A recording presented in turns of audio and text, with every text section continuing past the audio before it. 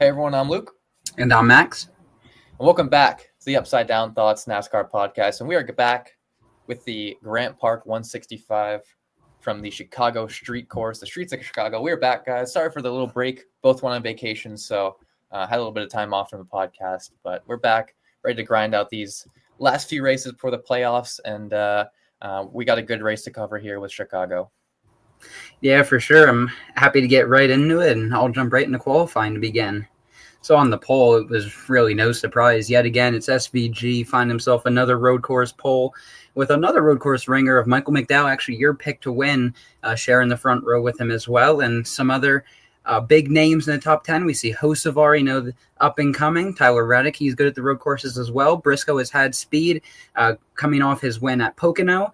And we see Kyle Busch having a good run, or starting in 6th, Ryan Preece 7th, Buescher, his teammate, in 8th, Ty Gibbs, and Austin Dillon with a good qualifying effort, rounding out the top 10. Yeah, and a little further back, we got your pick and Joey Logano 112th. Great qualifying effort. And then we see Christopher Bell, one of the JGR teammates, with a good qualifying in 13th. And then Kyle Larson, who's had a bit of a rough stretch since Indy gets a decent qualifying with 14th here. To kind of round out this top 15.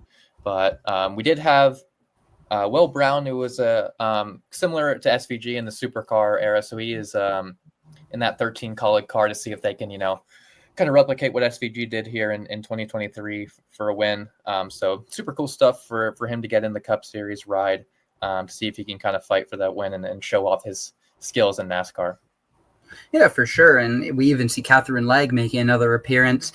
She would be starting in the 78 car and would have a shot at the road courses, which, she has that similar background. She's more from IMSA, but it's still that road course idea. So it's kind of great to see NASCAR expanding at these more interesting tracks, the street courses where, not that these drivers don't have a chance at the ovals, but where they're much more likely to put up an effort and possibly compete at these tracks.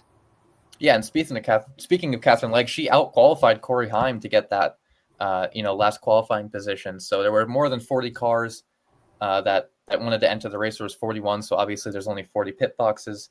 So one person would have to race their way in, and unfortunately Corey Heim was didn't qualify well, and he would unfortunately not be able to race on Sunday. But moving further down the list, we see Byron Elliott and Hamlin all down here who didn't put up a qualifying lap. So they would obviously start from the rear, 38th, 39th, and 40th.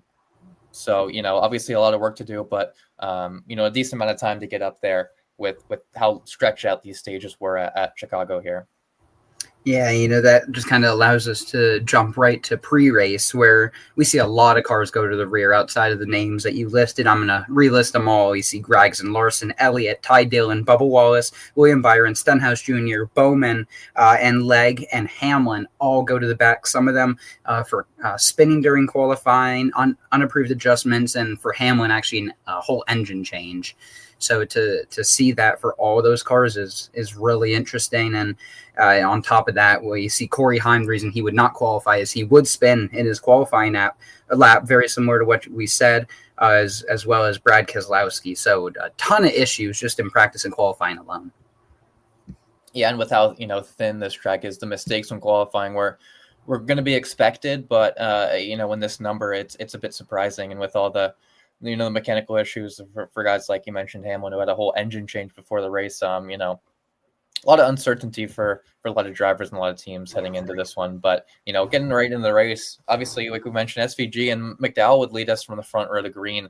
And, we'd all expected SVG to kind of pull away like he always does, but McDowell would stay with him for the first few laps and kind of contend with him and really stick with him. And McDowell's always been that, road course guy in the next gen car even. He's been super good at Watkins Glen and Sonoma, to be more specific, but Chicago has been one of his tracks too. And a guy outside looking out on the playoffs, it's going to be a big deal for him to be on this front row and to contend for a win. So, showing speed early, but as soon as this green flag run started, we see Hocevar slams the wall off a turn 10 area, and then a huge roadblock. And we saw this happen, a couple years ago. And with how just thin this street course is, these stack ups are going to happen. So Austin Dillon, you see Todd Gilliland in 34, Keselowski, Suarez, all get piled in here. And it was kind of really a blind spot because, coming off that turn 9 and 10, you can't really see the kind of straightaway. So these guys were, not expecting a big stack up to happen. And, they were kind of running the back of each other here. So a big wreck or very early in this race. Yeah, I'm really glad you mentioned that this corner is a blind corner, and you might think, well, it's just blind for the driver. They have spotters. Well, actually, no, which is really interesting to me. There's no spotter in this exact spot. So when these drivers were coming around this corner, it's a very technical corner too, and to see a car basically stopped in the middle of the track, there's no chance to wind it down at all. So when Hocevar is sitting there, 90 degrees sideways, perpendicular to the racetrack, basically, it's a bad situation. As you see, Keselowski, Dillon, Suarez, Riley Herbst, Nemechek, these guys have nowhere to go. So it's just a really unfortunate situation for them. And I also want to mention, just prior to this wreck, and McDowell had cleared for the lead, and William Byron actually had a really interesting clutch issue, which I did want to touch on, to the point where he would actually be out of the race on the first lap, which was really strange to me. And I if you had anything or any points that you wanted to add on to that, but this was a car that was going to the back right off the gun because of mistakes in practice and qualifying, and you would think that car would be good and ready to go, and just a mistake like that is really strange for a Hendrick car like that. Yeah, I'm glad you mentioned the problems for him, and I don't have too much to add, but just not what you expect from Byron. Coming in this race, you mentioned the problems in practice and qualifying, and you'd expect that to kind of be over for the race and everything to be cleaned up. But no, very early on, and some people might say, well, it doesn't really matter too much, with he has a win, but he is the points leader, and he'd like to keep that way with those granted playoff points for the playoffs. So really bad. I haven't seen a weekend go quite this bad for Hendrick car in a long time. So I didn't get too much information on how this happened or what really the main problem was with it. But very unfortunate for Byron, who barely got to run any laps here. Yeah, and there's just not a ton that you can really say on it because it's something so strange that you just don't expect to happen at the beginning of the race. But, it sucks for Byron, sucks for the 24 team, and it sucks for Hendrick in general. But, we do have to move on and get into the restart after the Hocevar spin and pile up. We will see some drivers pit. Some drivers will stay out, such as McDowell, Van Gisbergen, and most of the other cars up front. And McDowell will clear again with Van Gisbergen slotting into second ahead of Kyle Busch. And Buescher would return to the race one lap down after reporting a power issue. Yeah, and, as we're only 10 laps in here, I just want to touch on Denny Hamlin, who's up 7 spots since the restart, which is incredibly hard to do. I'm going to keep mentioning how difficult it is to pass here. Especially for the lead, but even further back in the pack, it's incredibly difficult. The stack ups are prominent. The areas to pass are limited. So for him to be up 7 spots is huge, especially since where he started, back in the pack as he didn't get to run, a lap here. But, as he's kind of moving up the field, we see Alex Bowman just experience self-spin in turn 12 and, the middle of the pack. And obviously no caution with that as he was the only one to spin. So we're going to see a lot of these spins and wrecks and wall hits and instances like this where the caution just isn't going to come out because of how big the racetrack is. And if NASCAR sees an opportunity to keep this race green from a wreck, they're 100% going to do it to keep the race moving and keep all the drivers as close together as possible. So unfortunate for Bowman, but it's kind of a normal spin we see here at Chicago these past 3 years. And it's nothing you can't rebound from. It's the car's not killed. Slap 4 new tires on it, join the back of the pack. Stuff's going to happen in front of you. Drivers are going to get moved. They're going to do the same thing you did.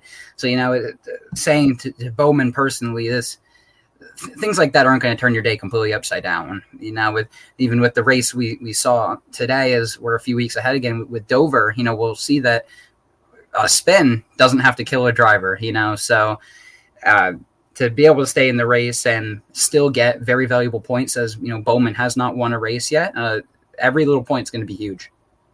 Yeah, for sure. I'm glad you mentioned all those points. And as the stage was only 20 laps, and the pit stop strategy, and then the fuel cycle and the tire strategy were kind of around this range. We'd see a lot of guys short pit who points weren't really an issue. We see Bell and Logano and Cindric. Excuse me, Alex Bowman would obviously come in, but a surprising one to see SVG who decided to make a pit stop from second as winning a stage really wasn't an option here for him, as Michael McDowell would cruise along to win stage one and a dominating fashion here.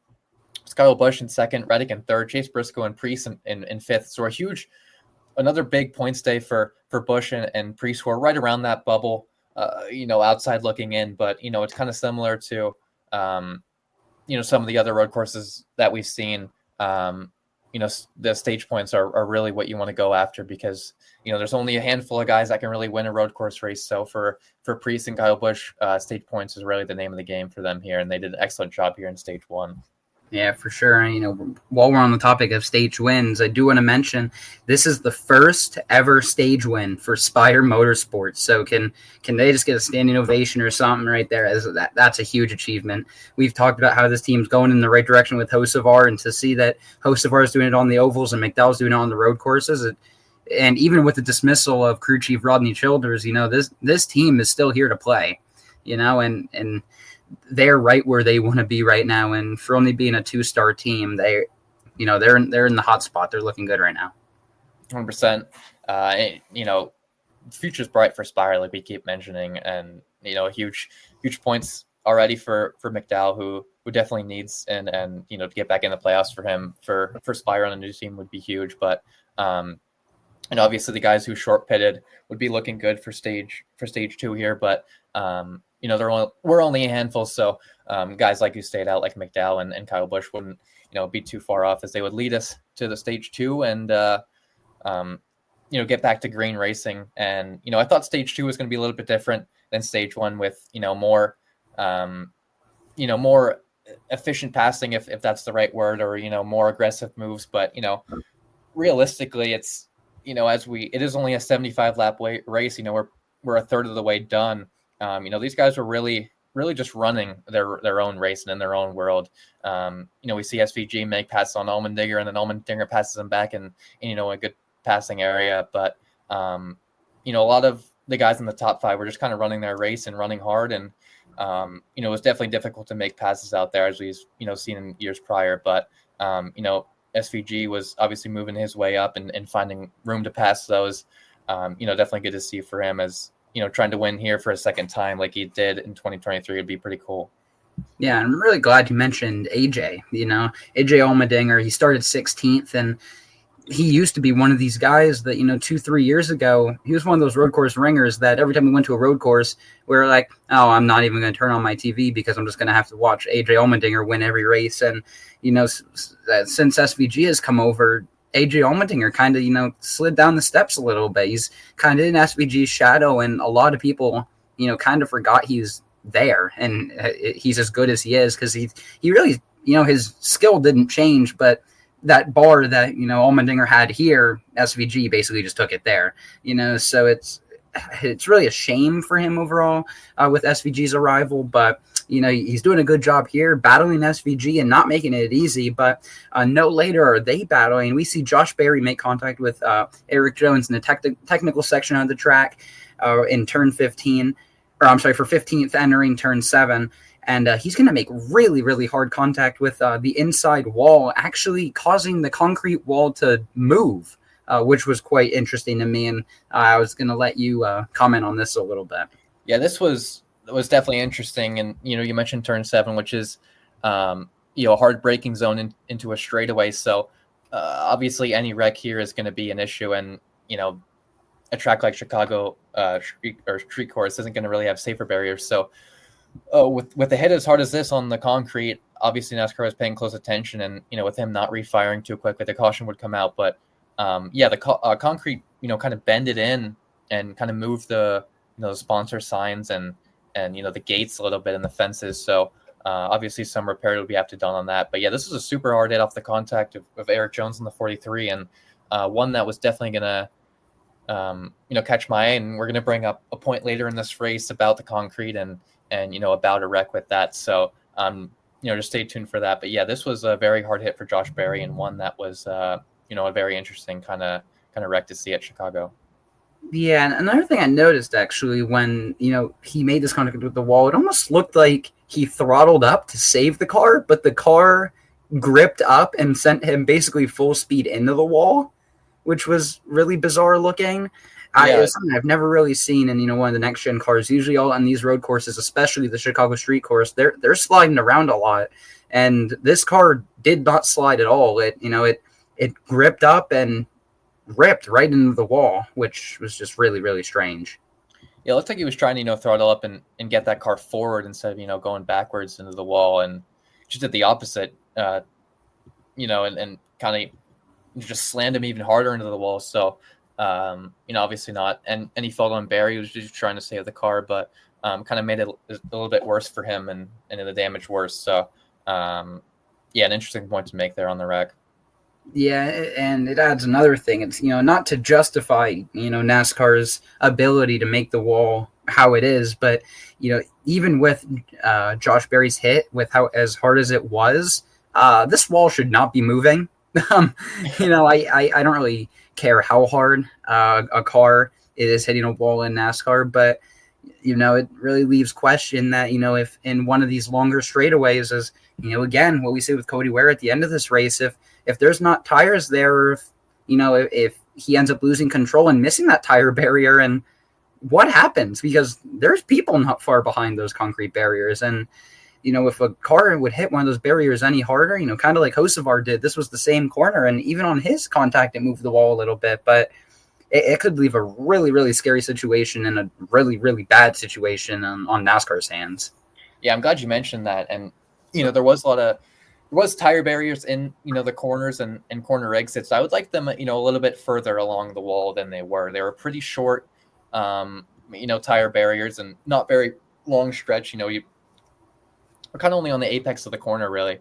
And, with how fast these guys are going and with how much speed they can carry, and with people on the other side of these concrete barriers and fences, you'd like to see a little bit more protection, if they come back here, as we got the news that, unfortunately, we'd be taking a break from the street course next year in 2026, as it will not be on the schedule. So maybe some time for improvements on safety in these areas and some time to reflect for NASCAR. So ultimately, I think it'd be a good thing, but you'd like to see a little bit more protection around here, especially because, like I mentioned, all the people along the fences and, kind of the GA section where you can stand pretty much anywhere around this track. Yeah, and, and we do have to move on because we could kind of ramble on about this all day, and unfortunately, our voices aren't going to make the change for NASCAR, but, I wish this point was made on a lot of other podcasts, because I think it's kind of just been overstepped on and just not commented on enough, and there's always the chance that something really bad could happen with a car wrecking, and you always have to be prepared for the worst, and especially at Chicago this year, and maybe even the past few years prior, it just really hasn't been. So moving on, we do get back to the restart. It's SVG and AJ Allmendinger on the front row, and Van Gisbergen will beat him to the lead on this one, and McDowell is going to have to come back to pit road shortly after this green flag to examine a throttle issue, and you hate to see it, but it's just not going to be good for the 78 team, and it's a 71, and it's going to be an ending to the day. But, oh man, you just really hate to see it. He's so good at these road courses and runs up front, and the car just can't hold on for him. Yeah, it's you kind of took the words out of my mouth there. And, on the caution earlier before Josh Berry spun, he was reporting it being stuck. So that's just so unfortunate for a guy who desperately needs, a win and would love to get back in the playoffs. But, another on the restart, we see Kyle Busch, another self-spin at a 7. Like, again, same thing with, Alex Bowman in that area, but he would be able to avoid contact and running in 6. So another just unfortunate a wreck. Same thing with Bowman, like I mentioned, but it would not end his day, and the caution would not come out. So obviously, the racing would continue, and we're going to have a long green flag run ahead of us with fluctuating changes and pit stops here. But Ty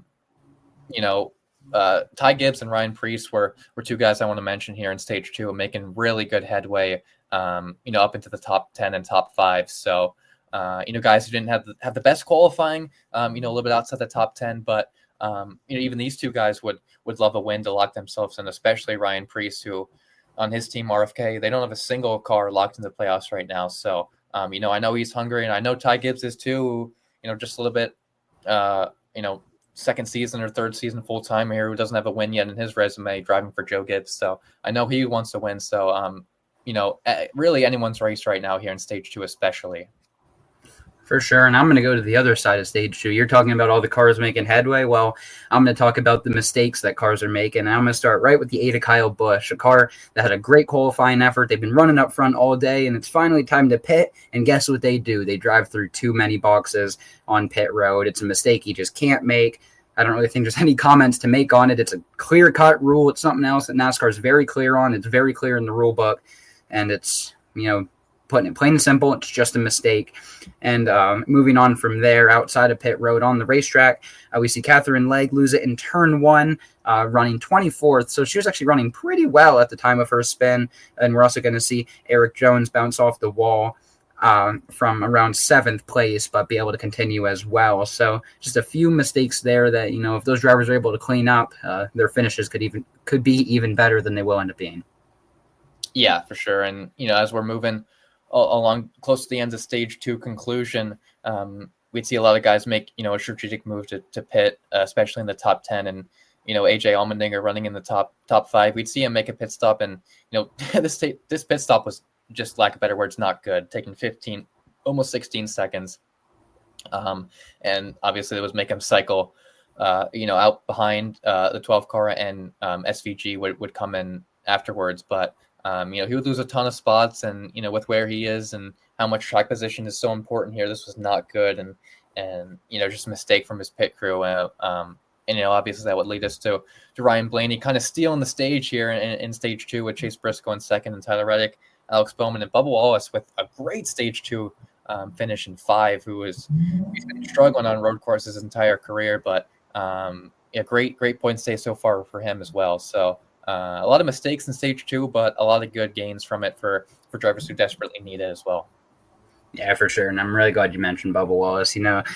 We see with him finishing 5th, it's 5 stage points, and over his radio, I love the transmission. He goes stage points at a road course. Those seem foreign to me, and that's just hilarious. He acts like they don't know they exist, and his crew chief Charles Danique makes the funny comment of saying they're mystical beings. They're not easy to get out here at the road courses, and it's really great to see teams, especially Bubba Wallace, learning these road courses and picking up some stage points at them.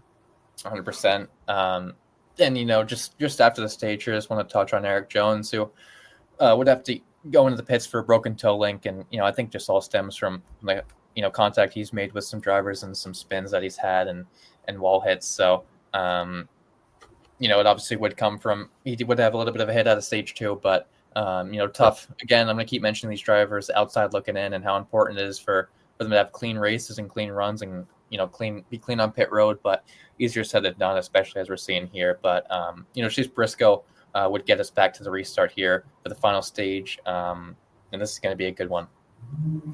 Yeah, for sure. And just before we go green, we're also going to see Chase Elliott go under the hood to fix some nose damage. And this actually stemmed from something earlier in the race, which I did want to point out. It was from a Bubba Wallace spin, which we actually didn't cover. It really didn't cause anything or a bottleneck or anything. Everyone was able to get by, but Chase Elliott had a little bit of a miscommunication with his spotter, Trey Poole.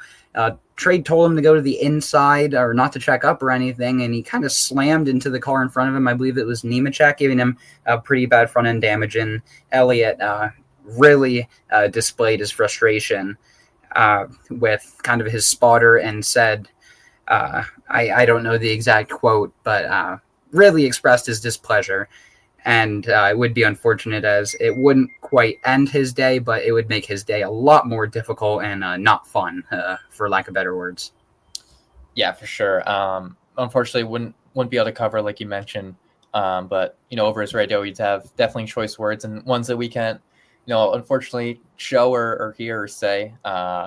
Unfortunately, but obviously with his win last week in Atlanta, a few weeks ago, but last week here in what we're talking about, you wanted to carry that momentum over, and him being a road course ringer, just a tough day for him, and obviously can't blame his spotter. Chicago Street Course is one of the hardest races to spot, with how big the layout is and everything. So just miscommunication, and we could cover 30 different instances in this race that weren't covered. So not out of the ordinary, but just definitely tough for Chase Elliott. But obviously you have to get back to stage 3 racing here, like I mentioned, with Chase Briscoe leading us, and SVG would obviously still be there if anyone that was wondering. He's not going away. He's battling with Bubba for 4th, and Ty Gibbs would battle with him, especially like we mentioned in Mexico City. We'd see Ty Gibbs and SVG battle in that race. So maybe a little bit of that battle coming back here for the last 25, 30 laps here. So again, like I mentioned, anyone's race. We see Cindric and Bell battling and making contact just outside the top 10 in turn 12, which we result in no caution here, but he would drop a while, and Ty Dillon unfortunately would be forced to pit because of it, as he is still in the bracket challenge and racing for that $1 million. But just trying to stay clean for him is a whole separate story, because he's not really in contention for a win, but he's in contention for a whole different thing, that $1 million, which we haven't really touched on too much today. Yeah, and I'm really glad you do mention the $1 million in the bracket challenge, as even though Ty Dillon's gonna have this right front tire, he still is gonna win his matchup, which is just really huge for him. And to even see the 32 seed get this far, and we know how far he will end up going, but it's just really awesome to see. And I'll say it now, and I'll probably say it in the next 3 podcasts, but wouldn't it be something if we go on to see the 32 seed win the first ever bracket challenge? Yeah. It's just something that I didn't think I'd be saying.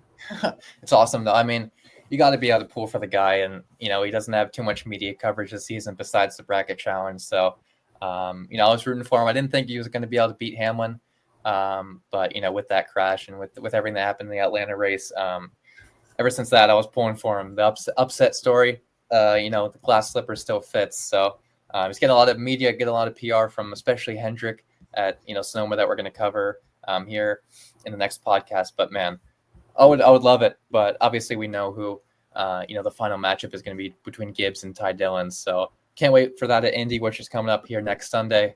It's going to be awesome. But getting back into the racing, we'd see the green flag, final green flag pit stop here commence, and Blaney pitting from 20th, who had some right front tire issues that was kind of part of that Cindric and Bell wreck a little bit, getting some contact in there. So just normal things, and we see Bowman as well pit from 17th. So 2 guys were kind of in the mix of that wreck, but obviously SVG and Reddick and Christopher Bell and then the guys up here, we're going to try to, hold out for long as possible and, wait for a caution to come out, but it wouldn't. We see most of the guys come in here, and SVG and Briscoe battling, up here in the top 10. So, it was bad passes back and forth, and, drivers waiting for a caution, and, drivers saying, hey, I can't go any longer, got to come into pit. And, if you, obviously you want to hang out as long as possible, as the caution would come out here on lap 62. So, obviously staying out was the right call, and getting that track position, it's going to help out a lot of guys like Reddick and, SVG and Briscoe. So, really anyone's race here coming to the final few laps here. Yeah, and this caution was really, really interesting to me. This wasn't actually for an on-track incident or for weather or basically anything that you could think of, but it was actually an emergency in the infield of the racetrack, which the infield of Chicago's racetrack is basically just Grant Park, so to to see an ambulance need to actually go through the track from the outside and the normal streets of Chicago through the track to the infield to help this person was kind of really interesting. And it's another thing, week in, week out, there's our weekly incident of something we've never seen before in our time of watching NASCAR. So I hope everything was good with that person that needed help, and I'll let you get right back into the racing. Yeah, and it was unfortunate what happened with whatever's going on in the infield and the ambulance going on the track, but I was like, kind of hoping there was a caution and we could get some restarts in and some hectic things going on there. Spice this race up a little bit, which we would, as SVG and Todd Gibbs will lead us to green. And, soon after we'd see a lot of heavy hits as we'd see, Larson and Joey Logano get into it a little bit. And then just some misunderstanding with Ross Chastain, who, punts Logano, who we thought hit him, but it was Larson's fault. And then the very next corner, Logano would get, spun around and Chastain would get spun around and, just heavy contact. So, a lot of misunderstanding on this wreck with Chastain and Logano and Larson being the one to kind of cause the incident as he locked up his tires. So obviously Logano's not going to be happy running up here. Chastain's not going to be happy, and surely, stuff is going to happen here with them, and kind of both guys being very aggressive and hot-headed. It was just very interesting to see this one kind of play out. Yeah, my pick, Joey Logano, was running well. Might not have had a chance to win the race, but he absolutely, I think, I think he has a very justified reason to be upset here. Obviously it's his front bumper that does send Chastain spinning into the tire wall, but it's not his fault. There's actually two cars behind him. Stenhouse was right behind him, and he actually got shoved into Logano by Larson. So to see this whole thing happen, and Logano and Stenhouse actually being the two cars to get the flack back from Chastain is kind of ridiculous in my opinion. Logano called for Chastain to be fined, and I don't know if he should have been fined, but also to kind of take Logano's side here, and if you're Chastain, you can't go around just wrecking people because you think someone wrecked you intentionally. We're going into turn one, a lot of people are getting shoved, and in turn two, it wasn't a lot of people getting shoved, it was just Chastain blatantly taking out two cars. So, I might have a really biased opinion on that, but that's pretty much all I have to say on that whole situation. I 100% agree. Chastain didn't take a single second to say, hey, maybe it wasn't Logano's fault that I'm, turned around, or, maybe, something else happened where, a stack up happened and, multiple guys accordion and I got the brunt of it. He just went full hot headed, took out Logano. I believe he took out Stenhouse as well, who was having a good day running up there. Having a good points day. So obviously after the race, you guys saw on social media the confrontation between Logano and Chastain and some choice words for both. And obviously Logano was frustrated, and I don't blame him. As much as I don't really side with Logano on most things, I side with him here, and I'd have every right to be as pissed off as he was, because it's just blatant. Just a blatant wreck that Chastain intentionally caused on Logano. So, just stuff that doesn't need to happen in this top level of the sport. I understand if that happened in Xfinity or trucks, but you got to be more professional here if you're Ross Chastain. And I also don't like how we do see Logano, really get in Ross's face and show his frustration, and Ross just kind of laughed at him, which really, a lot of people saw on social media, they're like, I side with Ross. Logano's a hot-headed maniac. No one likes Joey Logano, but Logano was in the right. It wasn't Chastain, and to see Chastain kind of just laugh it off, I think is really ridiculous. And I really hope after that race that Chastain kind of went home and was like, saw the footage and was like, yeah, he didn't wreck me. So it's just a really interesting situation and all. And I also do want to mention Ricky Stenhouse, after getting spun around, this car would be basically wrecked and stopped in the middle of the track. but there is an opening in the wall on the other side of turn 2. It is a right-hander. It's actually on the left side wall going into turn 2. With an ambulance and a wrecker that he can actually get behind that wall and get out and not produce a caution. So it's a great job done by him, as that car was basically driving on 3 wheels. So really nicely done by him there. Yeah, I'm glad you mentioned that. As I forgot to mention that, but as I like to mention, cautions breed cautions, and we definitely see that as with the interesting caution with the ambulance going across the track, and then this caution. So we're getting ready here for a 3-lap shootout as SVG and Ty Gibbs will lead us back to green. Yeah, and we're going to see them get right back to it as Haley is going to have a front right tire go flat right off the gun. Ty Gibbs is going to pounce side by side with SVG again, but he's going to clear.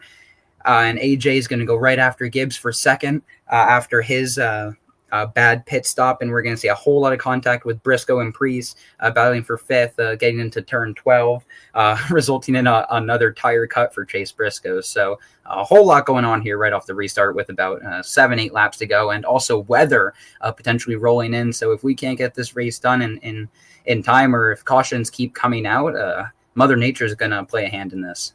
Yeah, I took the words right out of my mouth, and they're showing the radar on the TNT broadcast, over and over again each lap. It looked like, and trying to get this race done as quickly as possible because no one wants a race to be over because of weather. But and the drivers knew that, as we see Bubba Wallace and Alex Bowman really going at it here, with Bubba making hard contact with him and at the exit of turn 12, and then Bowman fighting back at a 1 and 2, and then obviously that would get Wallace loose and him spun kind of off the nose out of turn 2 off of Bowman, and he would obviously sustain damage to that toe link, but the race would stay green here as he was the only one to spin. So obviously these two have had a past, a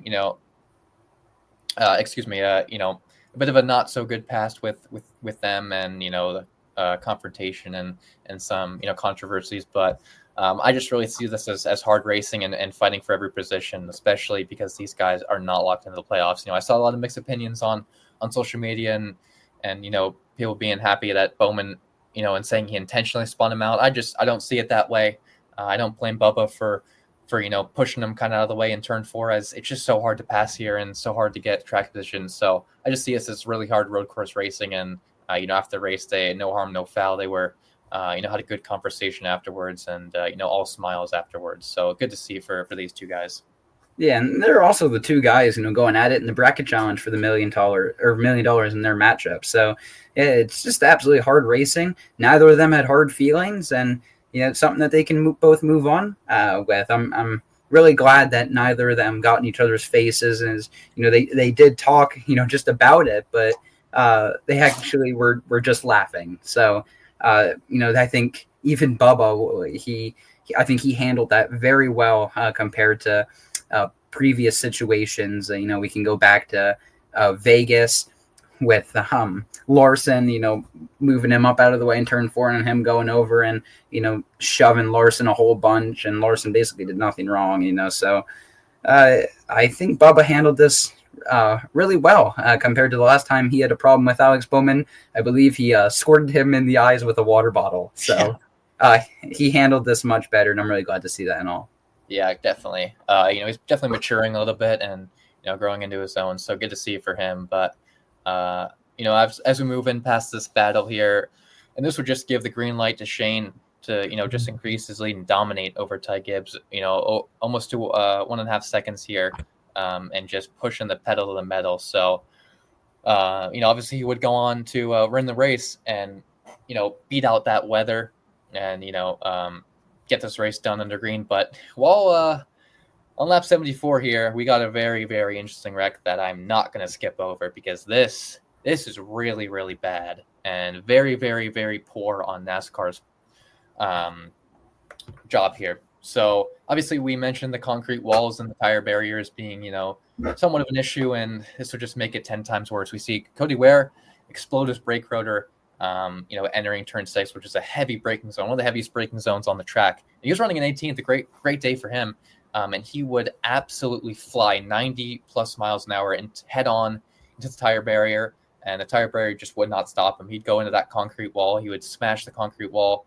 He would break his steering wheel and drive shaft completely off. He would break his Hans device, and part of his helmet and his visor was smashed off. And NASCAR, you'd think, hey, I understand we aren't on the white flag, but that was pretty hard hit. Let's throw the caution and, have an overtime restart. But nope, they waited till SVG got the white flag and then waited about 3 more corners. So about, 30 seconds of their caution.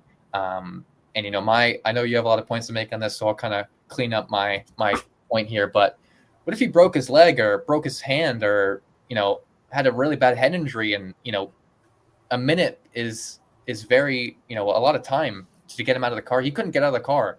What if there was a fire under there, smoke that was in his visor and his car, and he just couldn't get out? So thankfully he was okay, and this could have been a lot worse. And I think whoever is in charge of the caution button seriously needs to rethink what they're doing, because, the amount of injuries that I could go over that he could have had here, could have easily set him back in his career and nearly ended his career with how bad this wreck was. So, whoa, we really got to step back and think how we're doing this here, guys, because it's really, really poor. Yeah, when you're going over this, I'm sitting here almost laughing, and I'm not laughing because of this Cody Ware impact or if it looked funny. I'm sitting here laughing because this is just a joke of a job by NASCAR. As I said, I'm laughing, but it's not funny. This could have been really, really bad. He couldn't get out of the car. Pretty much everything was broke in the car. You mentioned what was bent, snapped, cracked.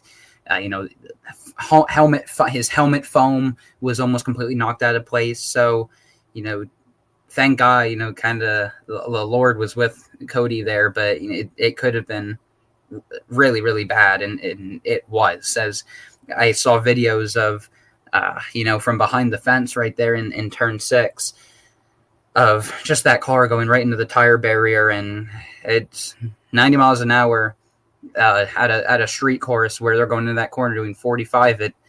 It looks like Mach 10. It's really scary.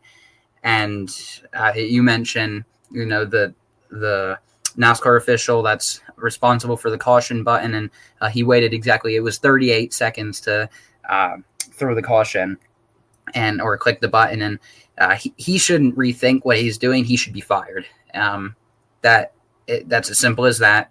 When that's your job, you're responsible for the safety of the drivers, and what he did was, it was more. It almost looked like he was more concerned about SVG winning the race than he was for Cody Ware's safety. And if I hate to say it, but if that's a Denny Hamlin or a Chase Elliott or a Kyle Larson that hits that wall, is the caution thrown? Is that a different situation? It's one of NASCAR's kind of golden drivers. He's so it's tough to say because there's no different scenario, or we don't know what would have happened if the scenario was different. So it's just really, really bad, and there's 2 points to take away. Thank God Cody's okay, and that NASCAR official should be fired. Simple as that. Yeah, took the words out of my mouth. I was just going to make that point. If that's any of those drivers you just mentioned, I think it's a whole different story. And, I don't want to put words in anyone's mouth, but it's just, what are we doing, guys? Come on. I understand he's a back marker and, not a guy that's looked upon too much or covered in the media. So, but just cannot happen, especially on the highest level of the sport. You're supposed to be a role model for the lower series of motorsports and in general. So, and even it wasn't really covered on TV that much. TNT briefly looked at it and saw him in the barrier and then completely cut away to SVG and didn't really talk about it too much. So, I partially think it was because of the weather that was pressuring them, but still no excuse at all, not even close. I don't care if the race gets rained out, but throw the caution. And, safety should be the number one importance here in NASCAR, and it's just not at the moment. So, I don't know, they're not going to listen to us. They're not going to listen to the drivers. So what's the point in even complaining this much? But just a lot of problems in NASCAR currently that need to be adjusted with. So, that's pretty much the recap of the race for you guys here. going into the finishing results, kind of on a little bit of a lower note here as we are going to bash NASCAR there without Laurent, but some that needed to be said for sure. Yeah, not to end the race on kind of that solemn note, but we will get to the results. Yay, Shane Van Gisbergen, great effort winning the race. He dominated almost all day, started on the pole, and to collect those 40 points for winning the race, it's just absolutely huge. He's locked into the playoffs with 2 wins now, and even if we see more than 16 drivers win, which I'm not great at math, but I don't think we can even see that happen anymore. But it's a great effort by him overall, and we will see 2 of the 3 2311 cars of Ty Gibbs and Tyler Reddick in second and third, with Denny Hamlin in fourth. A great road course effort for him there, and Kyle Busch, AJ Allmendinger, Ryan Preece, Alex Bowman, all cars that had incidents prior in the day, all finishing in the top 8. Great days for them. And Austin Hill, who even knew he was in the race, finishing 9th. Yeah, I had to say it. He's someone that we do laugh about, a lot off podcast, but it's a great effort by him, all day, as he started way in the back, avoided the incidents, did all he really needed to do, and squeaked out the 9th place finish, and Ross Chastain right behind him in 10th. So good days for all those drivers overall. Yeah, and Ross Chastain and Logano would salvage a 10th and 11th place finish. So obviously not where they wanted to be, but could have been a lot worse with that incident. You see a stage 2 winner, Ryan Blaney, getting a 12th place finish. So a day without an incident for him, it feels like a miracle. Finally bringing it home in one piece here. But Zane Smith in 14th and JHN just behind him in 15th. Great running for them as they, on the outside looking in. I'm going to keep saying it. These last however many podcasts we have, 7 or 8 left. If you're on the outside looking in, it's consistent finishes and consistent stage points that are going to get you in these playoffs if we don't have more than 16 drivers. So great days and for them. And we see Chris Buescher in 18th, just not where you want to be. He's in the playoffs with, about a 30-point buffer, but, outside the top 15 is just not where you need to be. But Catherine Legge in 19th, her best finish. And, I believe, one of the first female drivers to finish inside the top 20 since Danica Patrick in, those, early 2010s to, area. So cool to see for her. And she's definitely made a lot of improvements since, we last spoke of her in that Phoenix podcast, a little while ago now. Yeah, and moving a little further back in the lineup, we see Ty Dillon with the 20th place finish. He continues to move on. He's heading to Sonoma to face Alex Bowman. So it's great work for him there. And Josh Bilicki, who was in the 66 in this race with a 21st place finish. You might say, that's not what you want to do. 21st place isn't a good finish, but that's huge for that team. He started 31st. It's a part-time team. Finishing in the top 25 is already a huge accomplishment for that team. So to see these little teams that, Catherine Legge's a part of, even Colleague with AJ and Ty and Josh Bilicki with Beard Motorsports, these are teams that even with these small successes, it's awesome to see. And, we talk about Spire week in, week out, these smaller teams that, just really seem to be rising to the occasion. It's a great job overall. Yeah, for sure. And glad you mentioned the smaller teams. And, moving back on some more sour notes, we see Briscoe, Bell finished 23rd and 24th. So, Bell, the first car lap down here. Just unfortunate days for them. And then we see Cody Ware finishing in 26th, obviously out of the race after that heavy hit. Then we see Austin Cindric, who's just had a rough season. I know he has that win at Talladega, but just, nothing to really cover on him besides that. It's been, one of his worst seasons as, his 3rd season full-time or 4th season full-time, not too sure. But man, you really got to pick it up, especially with, how many guys are in that Ford Performance Development crew. You see Sheldon Creed and Sam Mayer and, all these young guys that are really starting to, kind of up their skills with Ford in the Xfinity Series. So, I don't want to say he's on the hot seat, but, you got to be looking at, some other options if you're Team Penske and, got to keep an eye on Austin Cindric because, finishes like this and results like this are just not going to work out for this 5-star program. So we'll keep it covered, but, we see Ricky Stenhouse, who obviously would DNF, finishing about 60 laps here, did a great job to keep it green. Michael McDowell, my pick to win. At that throttle issue just never recovered, unfortunately. He would get back out on the track, salvage a 30-second position day. So, tough, and it's going to be a bad points day for Spires. We host Savard in 35th. Only finished 2 laps because of that stack up, so his day would end very early. Yeah, and I want to climb a little bit back, higher up the finishing order a little bit. Even still to the DNF of Austin Cindric. You talk about him being in the hot seat, and he's got to be thinking in his head, can this Logano guy just retire already? Because honestly, if Logano retires, his seat's locked. So that's almost best case scenario for him. But he really does need to get some momentum rolling here as we get towards the end of the season. Whether it be a good run with Daytona coming up. He's good at road courses. We have the Glen coming up, which is, the fastest road course on the schedule. So he's got opportunities to rack up good finishes, and he needs to start doing it now, or come round to 16, that 2 team's going to be in for a rude awakening. Yeah, certainly. And just, 2 more guys I want to cover. We saw the part-time of Will Brown. Unfortunately, would only be able to run 2 laps of Cup experience under his belt before he would DNF. And then William Byron got to run maybe a lap before he would obviously have his day end. So that was pretty much all the finishing order we have to cover here for Chicago. Obviously, like I mentioned a little bit earlier in the podcast, fortunately, we're not going to come back here for 2026 season. We will be back for the 2027 season. So that leaves some openings for a track, maybe a Chicagoland return. We saw Hocevar there doing some coverage on his YouTube series, YouTube channel. Obviously could be a question. We see, San Diego, another street course that I believe IndyCar or some other IMSA runs. So could be an option as we've seen a lot of talks about that. So, maybe another road course, maybe Chicagoland return. We'll see for next season. But, whatever it is, I can't wait for a new track to come back on the schedule here. Yeah, and you nailed everything there is to say. It is kind of sad to see the year break, and hopefully that's all it is from the street course. As it's a track, we critique it a lot, but this track, it's such an awesome thing. We do a July 4th weekend. It goes great with the song, Saturday in the Park, Chicago, basically everything. It lines up perfectly, and it really makes a really awesome event for the whole weekend in general. So.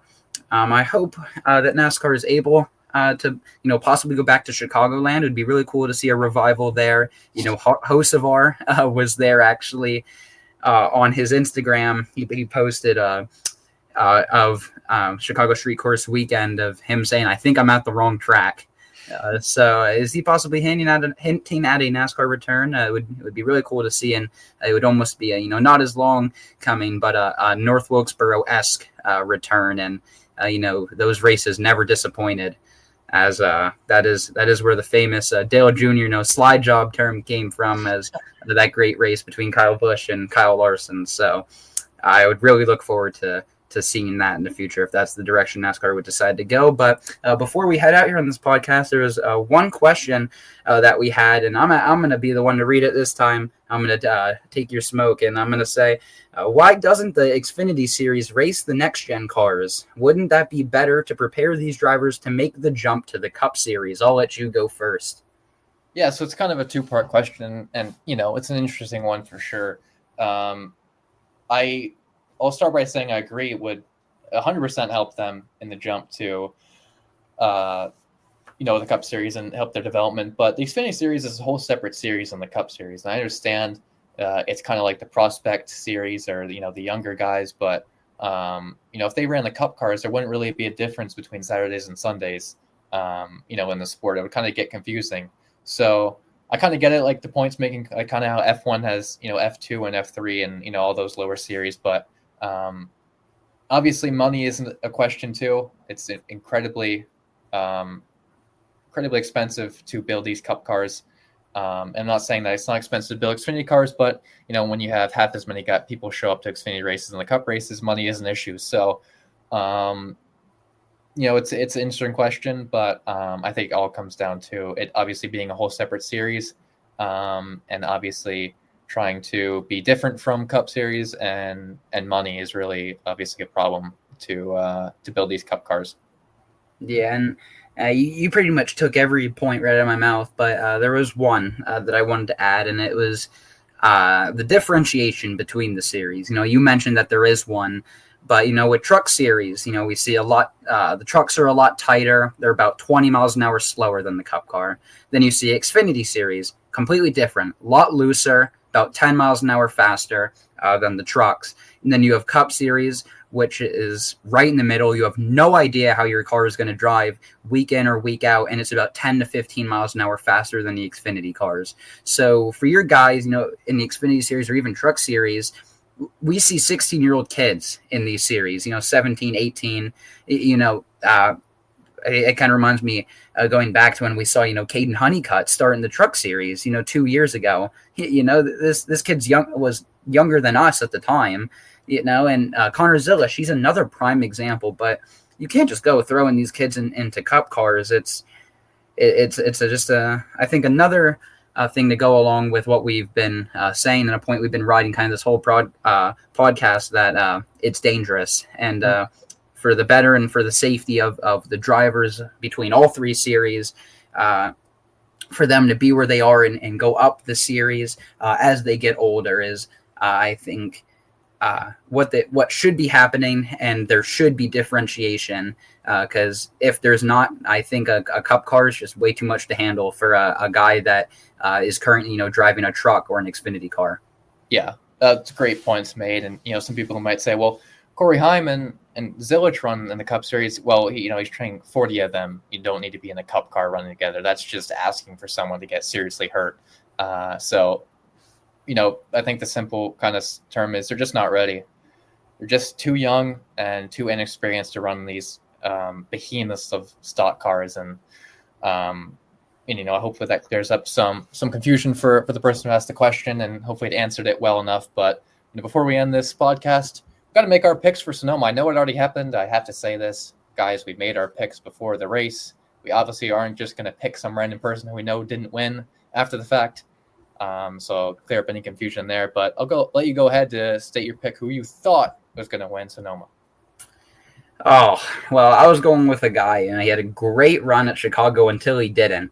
It was the guy that spun right at the end, Christopher Bell. He's been really, really strong at the road courses. He's run a few Xfinity road courses. He won one, I believe. I can't remember exactly where it is. It wasn't Mexico City. Maybe just prior to that. I think he won one. Unless who was it?